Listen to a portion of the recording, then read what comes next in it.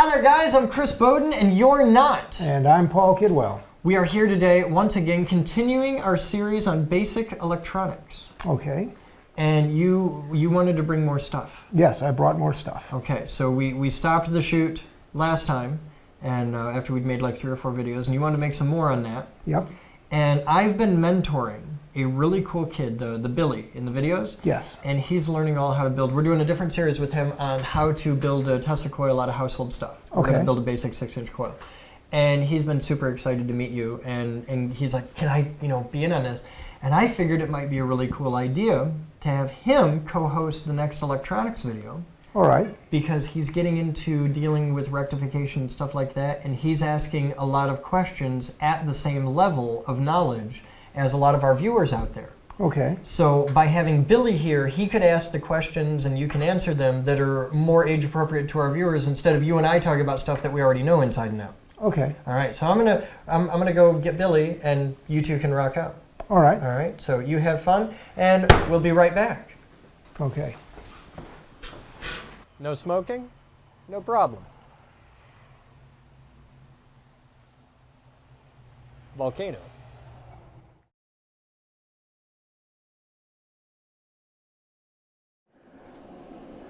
And we're back. I'm Billy G. And I'm Paul Kidwell. And today we're here to continue the discussion on rectification and diodes. And we have our Archer transformer here. And a sweet oscilloscope. Yes, and a sweet oscilloscope. Oscilloscope. What I have are our 2 red leads here. I've taken off everything we had on before because we kind of forgot something.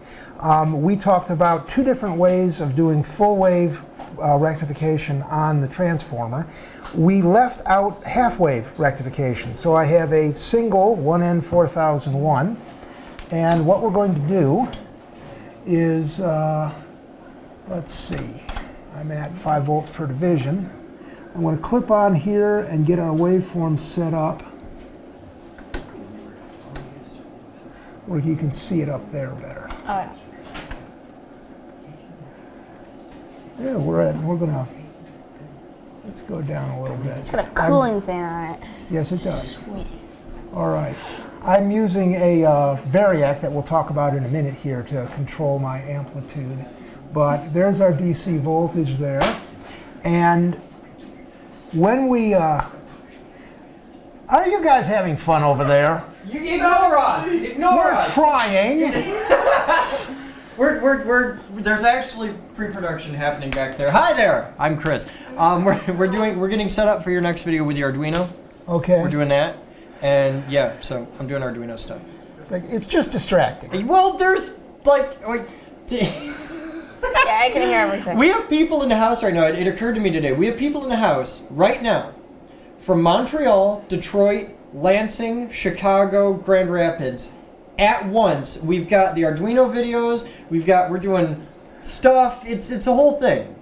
Plus we've got Billy's mom stopped by with the church lady, and they dropped off like 80. Did you see the box? Yeah, it's like huge. Two years ago, I would have eaten half of that. Yeah, they dropped off like 80 donuts. Good. So it's nuts. Man, good donuts. So it's a little. It was heartbreaking that I couldn't eat. I could only eat one of those things. Yeah, but you were satisfied eating one. You ate one and you felt better. So you're cool. Yes. Okay. All right. I'm gonna get out of the set. You guys have fun, and we'll be back.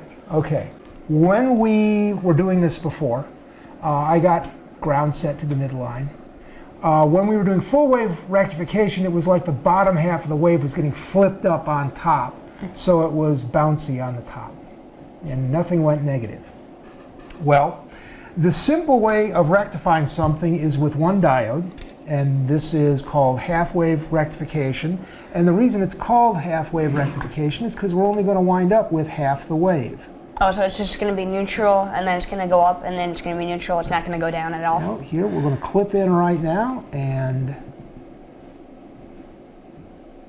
if I can get that on there with my fingers, there we go. Ah, that's what I thought. I see. And then full wave would be where that line is. It would be going down. Yes. So we literally were getting half the wave up here. That makes sense. Ground for the other half. Because the diode only allows one polarity.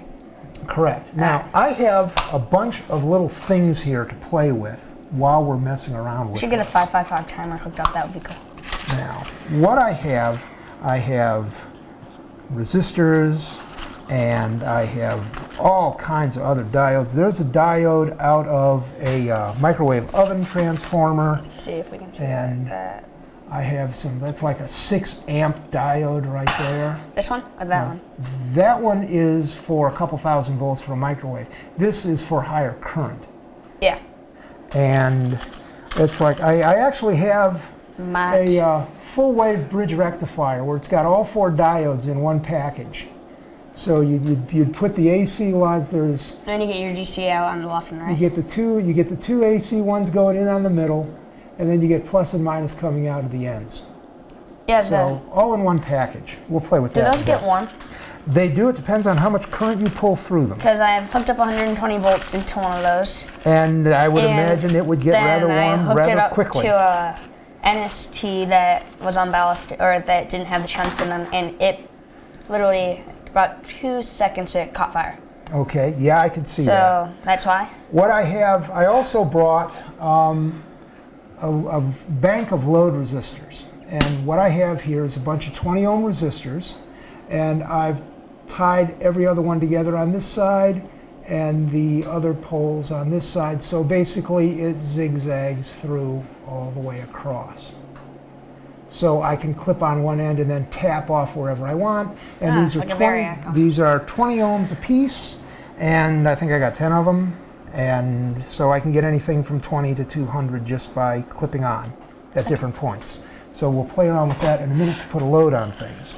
Now, the other thing I brought were a bunch of capacitors. Oh, especially the mega one of it. Oh, that's not huge, but I got like, ceramic.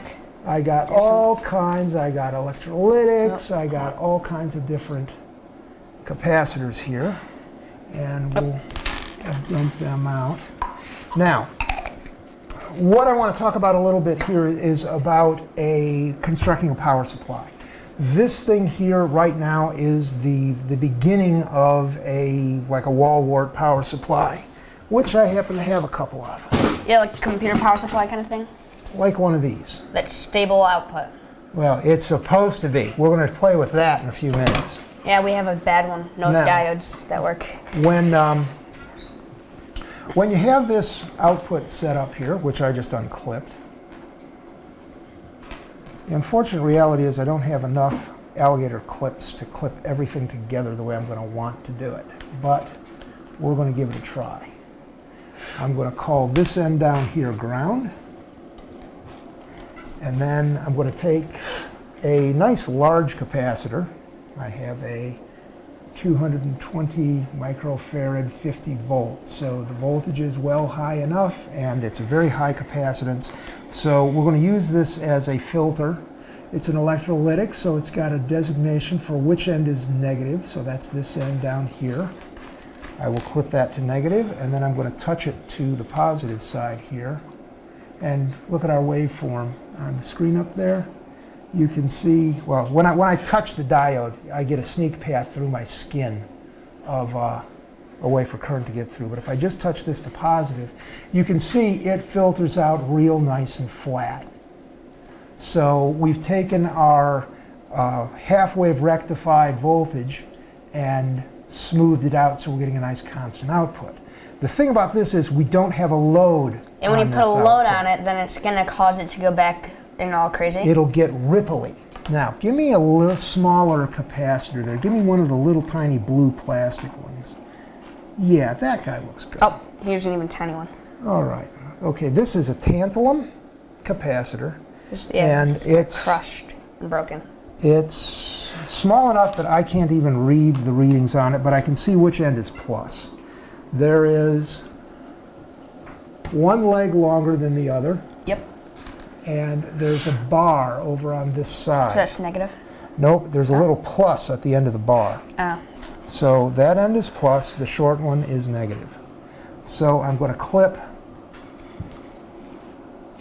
a negative into the lead there, and then I'm going to touch it here. And you can see we're still getting a nice flat signal, but there's no load on this. Now, Our transformer is rated at 3 amps. And we're outputting, well, I got it cranked down a little bit, but we're outputting somewhere around 6 volts, I think, right now. Let's take a look on our scope to see what we're getting for peak voltage. There we go, and it's showing 9.6 volts peak voltage right now.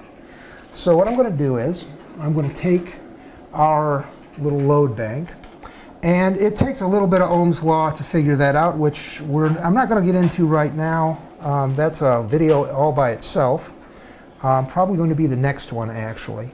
But you can calculate how much current you're going to have based on the voltage you're putting in and the resistance of your circuit. So I'm going to clip on to the end here with our little cap. This is going to act as our load as if we were powering a device? Yes. My string of resistors here are going to be our load. And I don't quite have enough connection points to get everything connected all at once. I need one more jumper to pick the resistance we want to use. Got a piece of wire? Anything will work. Hey, what you got? Oh, that'll be perfect.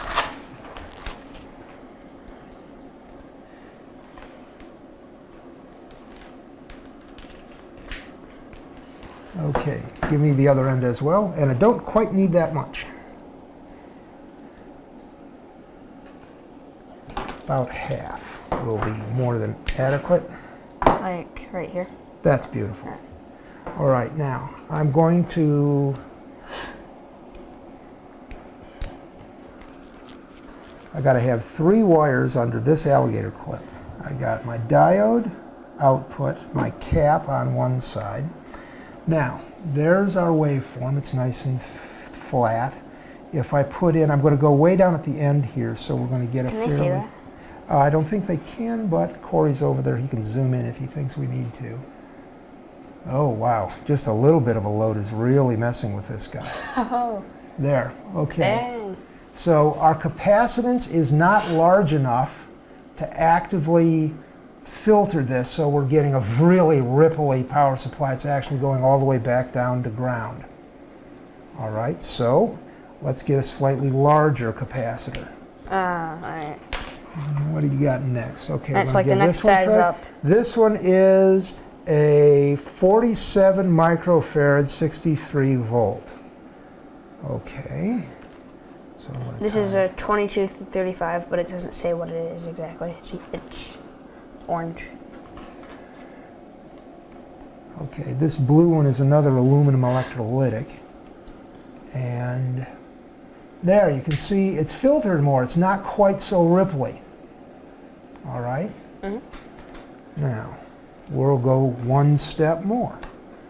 What you got for a bigger one?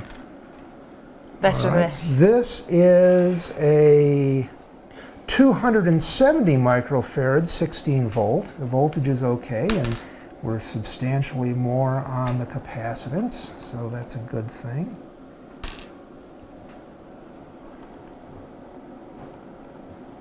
.6 kilovolt. That's great. Yeah, there's some from microwaves over there. There's some from power supplies, all kinds of things. Ah, look at that. Now we're getting to something a lot. No, I wouldn't call that perfect. Now, no, not perfect for our example. One of the things that we were doing on the scope or showed was this switch right here, where you set it to ground to set your ground level, and you set it to DC for virtually everything you want to do. If you want to look at an AC signal in the presence of a DC voltage, which is what we got, our ripple is our AC signal. The DC is the offset from 0. Well, if you flip this over to AC, it'll filter out that DC component, so it'll bring this down right onto the 0 line, like that.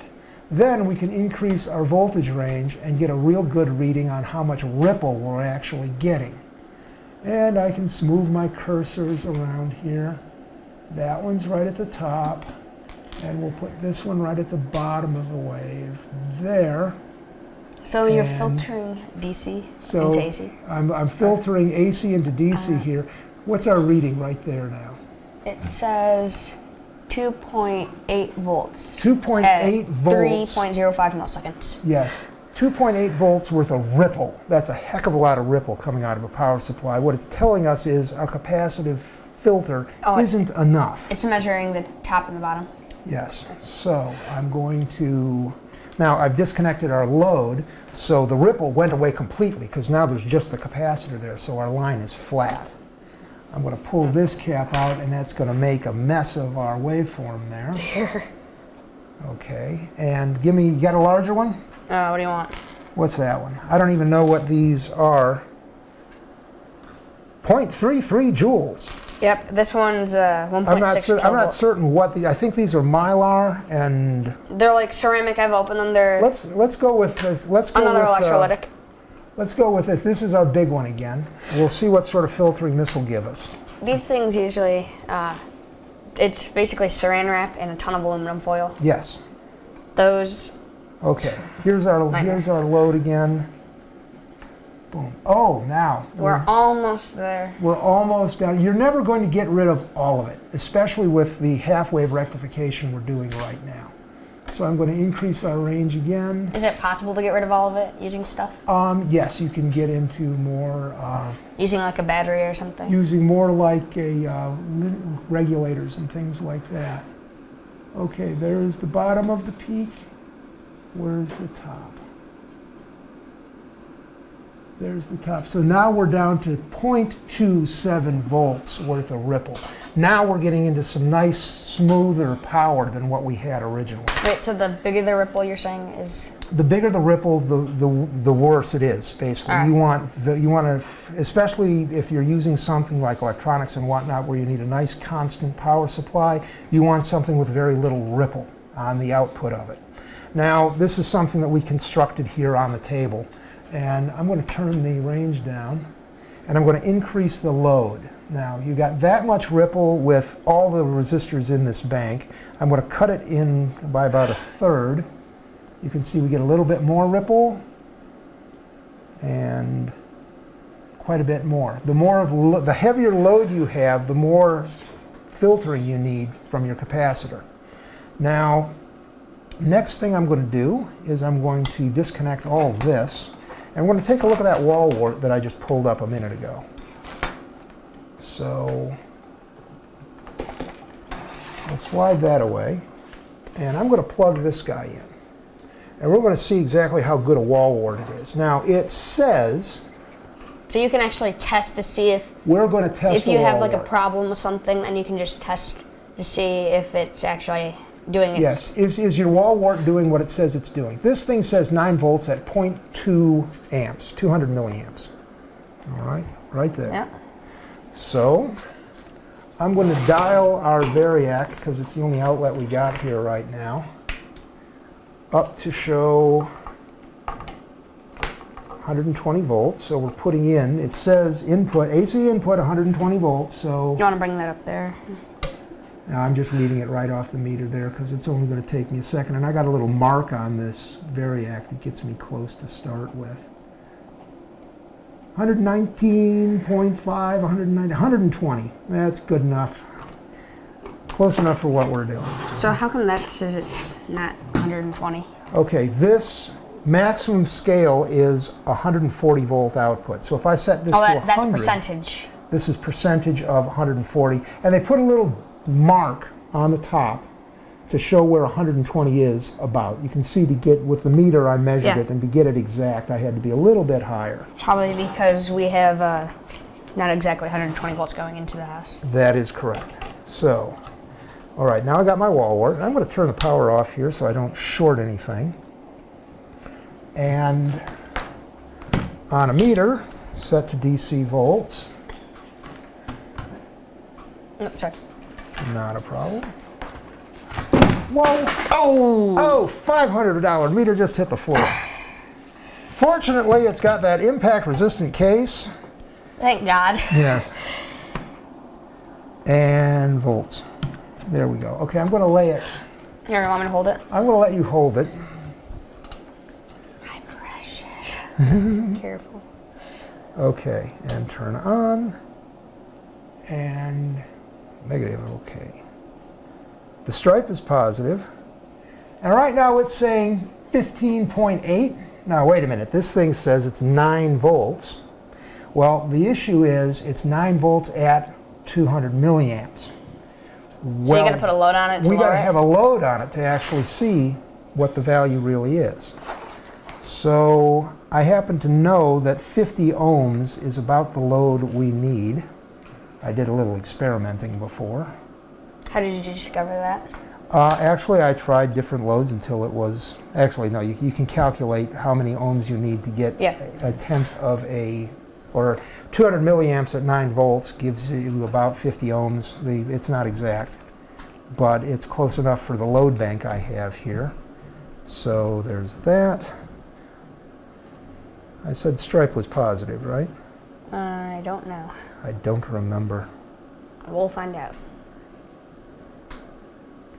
Clip that on. And then, okay, 10. Whoa, we just got a huge thing Okay, on the hold on. oscilloscope. Yeah, Or it's- oscilloscope. All right, 8.7 volts. That's close. That's a lot closer. That's at 50 ohms load. 10.7, that's a 2, 4, 6, that's at 80 ohm load. Whoops, I lost my wire. This will be at a 60 ohm load. 9.9, so 9.9 at 60 ohms, 2, 4, 6, yeah. And I was at 40 ohms before. Ah, Here's a 50 ohm load, 9.4. So depending on what your load is, the output of this thing is showing different things. did these get warm at all? Not at this voltage. I mean, they're still cool. Now, I'm Put a going mount to on there, maybe. I'm going to get our oscilloscope over here, We have to. and we'll take a look at what we really got. Now, the ohm meter, the voltmeter here is just showing RMS voltage, and you don't know what the rectification looks like Nope. or anything like that. That's why we have this, right? That's why we have an oscilloscope. Which seems to still be warm or cold. Why do they have a fan on that? I have never opened this thing up, and it's You don't plan on it, do you? useful enough that I'm not planning on opening it up. Because you don't want to break it. Correct. It's working, and if it ain't broke, don't fix it. Generally a good rule. Yeah, not a rule I always follow. Somehow I figured that. Yeah. No, it's great taking things apart. It's being able to put them back together. There's the trick. Taking apart an neon-sign transformer is the only exception. Because you can't take those apart, really. Oh yeah, you can depot them. Well, It's a bloody that's what mess. I'm talking about. Okay. There's our load. I'm going to put the end of the load on the negative side. And okay, we're at 5 volts per division, and we're reading our 15 volts because ground is there. It's 5 volts per grid, so we're 3 and a little bit up. So we're at 15 point something volts. So I want to start loading this thing down. And we're going to start way down at the end. Oh, you got something, so And it's not pull it perfect. down. Pull it down some more. There's 80. There's 60 ohms. And you can see we got the ripple in there like I was talking about before. And that's not supposed to be there to be perfect. Correct. Now, there's our 60 ohms. I'm going to flip it over to AC again. So we take the DC component out, and we can actually measure the ripple coming out. Whoa, that's pretty And cool. there we have a substantial amount of ripple. So this is a little cheap wall wart. Why do they call them wall warts? If you look at it, it looks like a wart sitting on the wall. Oh, I see. So we got 1.2 volts worth of ripple at 60 ohms worth of load on a 9 That volt power sucks. supply. So this is not what I would call a regulated high quality supply. It's an No. unregulated supply. So, Nope, still cold. oh yeah, it will be. Anyhow, there is our little investigation on how good a wall wart is or isn't. Yeah, in that case. And I think that's about it for this little installment. In the next one, we have more stuff to do with diodes, showing how regulators work and how you can take that ripply, messy output and turn it into something nice and clean so you can actually use it. So more than full wave, we got regulators and whatnot to filter down even farther. So that's it for this episode. We'll catch you next time.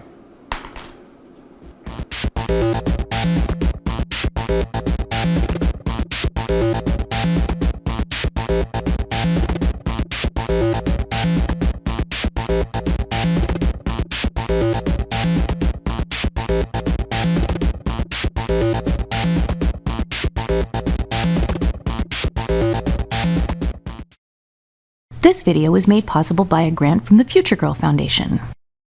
This video was made possible by thousands of private donations from members and viewers like you. Please visit thegeekgroup.org for more information on how you can donate and become a part of our dreams of Avalon.